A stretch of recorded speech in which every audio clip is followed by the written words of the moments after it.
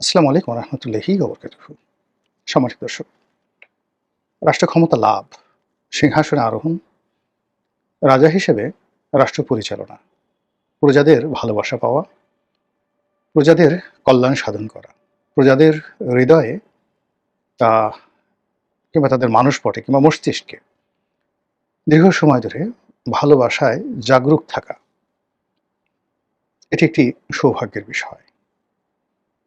গ্রহ, নক্ষত্র, মানুষের আশা আকাঙ্ক্ষা, চিন্তা চেতনা, জনগণের সার্বিক চরিত্র এবং শাসকের ব্যক্তিগত চরিত্র সবকিছুর মূলে যে গ্রহ নক্ষত্রের একটা লীলা খেলা আছে, এটা আদিকাল থেকে আজ অবধি পৃথিবীর সব জায়গাতে এটা সর্বজন স্বীকৃত। যারা গোঁড়া মুসলিম, তাদের একটা বিরাট অংশ জ্যোতির্বিজ্ঞান বিশ্বাস করে না। তারা মনে করে সবকিছু আল্লাহর হুকুমে হয়, ভালো মন্দ সবকিছু। এটা এক অর্থে ঠিক আছে, কিন্তু তাহলে পৃথিবীতে এত অন্যায় কেন, অবিচার কেন, জুলুম কেন, ঝড় বৃষ্টি বন্যা কেন, এত অপমৃত্যু কেন, এত যুদ্ধ কেন? এর প্রতিটি বিষয় দার্শনিকভাবে যদি আপনি চিন্তা করতে পারেন, তাহলে আপনার ঈমান বৃদ্ধি পাবে। আর যদি আপনি চিন্তা করতে না পারেন, আপনি একজন অন্ধ ধর্মবিশ্বাসী হবেন অথবা ঈমান হারা হয়ে পড়বেন, বলবেন দেয়ার ইজ নো গড। এই জন্য সকল ধর্মেই জ্যোতির্বিজ্ঞান চর্চা, তারপর ভূগোল চর্চা, বিজ্ঞান চর্চা, অঙ্ক চর্চা, এটা ছিল অপরিহার্য। তো সেই দিক থেকে একজন শাসক বা একটি রাজনৈতিক দল বা একটি গোষ্ঠী যখন রাজকর্ম শুরু করে, তখন প্রকৃতিতে কতগুলো লক্ষণ ভেসে ওঠে। কেন, কি কারণে ওঠে, সেই বিষয়গুলো নিয়ে আলোচনা করব।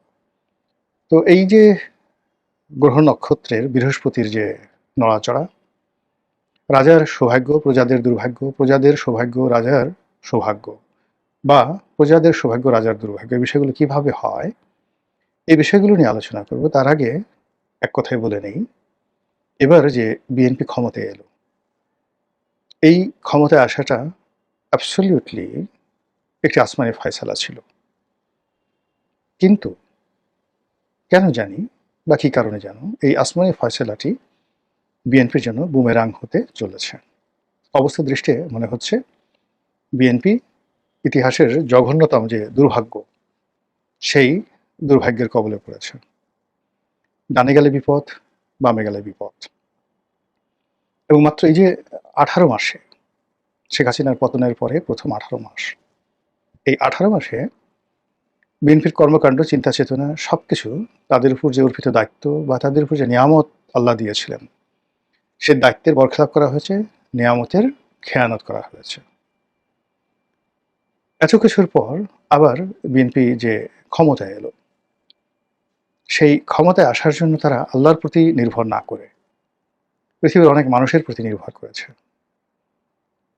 তারপর তারা এমন অনেক কাজ করেছে, গোপনে প্রকাশ্যে এমন অনেক কথা বলেছে এবং অনেক বিষয় বিশ্বাস স্থাপন করেছে, যেটি তাদের একেবারেই দরকার ছিল না। ফলে মাত্র 1.5 মাসের মধ্যে, 45 দিনের মধ্যে সরকারের সামনে যে সমস্যাগুলো এসেছে, এই সময়ের মধ্যে যে জনরোষ তৈরি হয়েছে, এই সময়ের মধ্যে যে বিরক্তি তৈরি হয়েছে, আর এ সময়ের মধ্যে সরকারের একজন কর্মকর্তা, কর্মচারী, কর্তা ব্যক্তি জনগণের মধ্যে শ্রদ্ধা, ভালোবাসা কিংবা নির্ভরতার বিমূর্ত প্রতীকরূপে আবির্ভূত হন।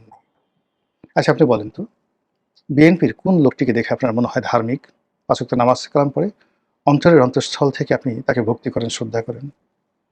আচ্ছা বলেন তো, বিএনপির কোন লোকটিকে দেখে মনে হয় যে এই লোকটি অর্থনৈতিকভাবে পরিপূর্ণভাবে সৎ, সে জেনাকার নয়, ব্যভিচারী নয়, তারপর অন্যের হক নষ্ট করে না, নিজে পরিশ্রম করে 2 পয়সা উপার্জন করে এবং সেই পয়সা দিয়ে খাওয়া দাওয়া করে, ডাল হোক ভাত হোক সেটা। বিএনপির কয়জনের ব্যাপারে আপনি সেই সাক্ষ্য দিতে পারবেন?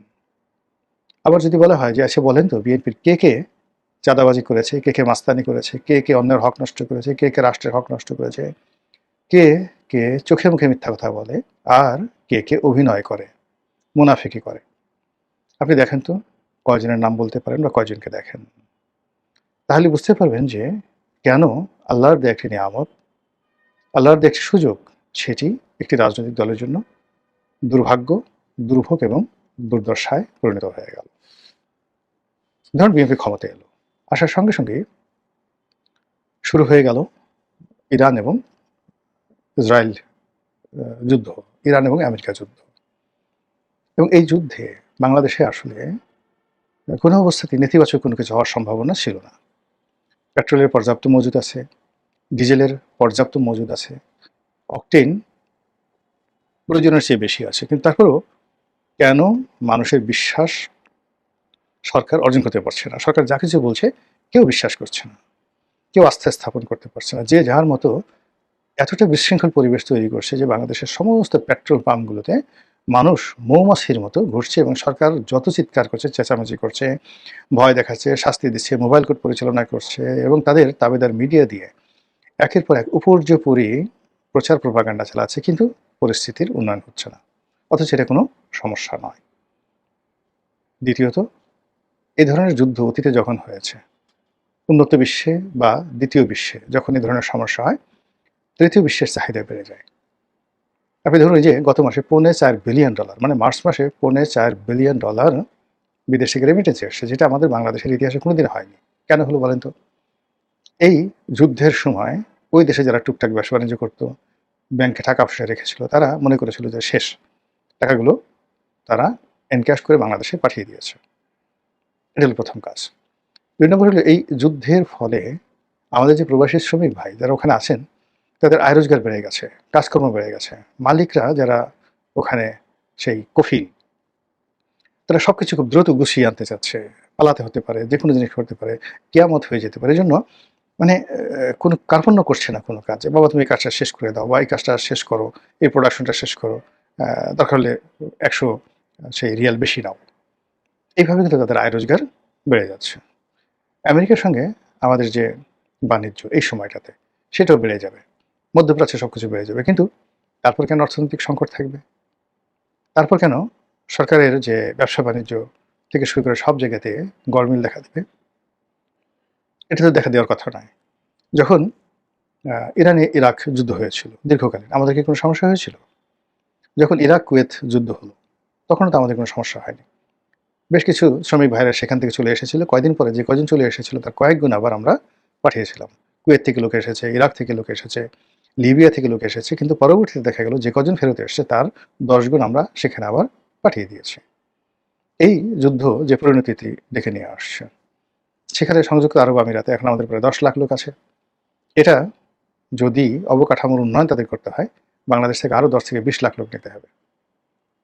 কাতারে নিতে হবে লোক, সৌদি আরবে লোক নিতে হবে এবং ইরানে একটা বিরাট সংখ্যক শ্রমশক্তি, যেটা ৮০-র দশকে ছিল, ৯০-র দশকে ছিল। এভাবে অন্তত ইরানে ২০ লাখ লোকের কর্মসংস্থান তৈরি হবে। কিন্তু সেটা না হয়ে এখন এই সমাজে কেন এত বিশৃঙ্খলা? এটা হলো প্রশ্ন। আমার কাছে যেটা মনে হচ্ছে যে সরকারের দুর্ভোগ এবং দুর্দশার যে মূল কারণ হলো সরকারের বেশিরভাগ কর্তা ব্যক্তি তারা আল্লাহকে ভুলে গেছেন। এরা সবাই একটা সময় আল্লাহর কাছে আত্মসমর্পণ করত। আওয়ামী লীগের জমানাতে তারা আল্লাহর কাছে কান্নাকাটি করত, মাপ চাইত, অঙ্গীকার করত যে আমরা যদি কোনোদিন সুসময় পাই তাহলে আমরা কোনোদিন অন্যায় করব না। দেশ জাতির সেবা করব, আল্লাহ তুমি বিপদ থেকে রক্ষা করো। যখন আল্লাহ শেখ হাসিনার সেই ক্ষমতা ত্যাগের পরপরই তাদেরকে একটা সুযোগ করে দিল, আল্লাহকে তারা ১ ঘন্টা সময় দেয়নি। ১ ঘন্টার মধ্যে ব্যাংক দখল করেছে, বিমা দখল করেছে, পথ, ঘাট, মাঠ, ময়লার বাজার থেকে শুরু করে সবকিছু। সরকারি অফিস, আদালত, কোর্ট, কাছারি, ব্যাংক, বিমার বাইরে গিয়ে যে টেলিভিশন কেন্দ্র, পত্রিকা অফিস, সব জায়গাতে যে যার মতো মানে খাবলে, টেনে হিঁচড়ে, কামড়িয়ে সবকিছু তারা দখল করেছে। আর এটা দেখে আল্লাহ কি নারাজ হবে না? আল্লাহ বলেছেন পবিত্র কালামে পাকে যে আমি ওদের কান্নাকাটি শুনে যখন তাদেরকে ক্ষমা করে দেই এবং তাদের অশান্তি দূর করে শান্তি দেই, তখন তারা এমন আচরণ করে, অবস্থা দেখে মনে হয় তাদের কোনোদিন তাদের কোনো বিপদই ছিল না। এখন আপনি বিএনপির যে নেতাকর্মী তাদের পোশাক দেখেন, হাঁটা দেখেন, চালচলন দেখেন, কোথাও কোনো বিনয় নেই, কৃতজ্ঞতা নেই। অবস্থা দৃষ্টে মনে হচ্ছে যে তারা সারাটা জীবন অতীতে ক্ষমতায় ছিল, এখন আছে এবং আগামী দিনেও ক্ষমতায় থাকবে। ফলে কোনো রকম অংশগ্রহণ ছাড়া, কোনো রকম স্যাক্রিফাইস ছাড়া কেবলই মাত্র তারা আওয়ামী লীগের দ্বারা জুলুম নির্যাতনের শিকার হয়েছে। এই কারণ হলো আওয়ামী লীগ তাদেরকে টার্গেট করেছে যে তাদেরকে মারবে।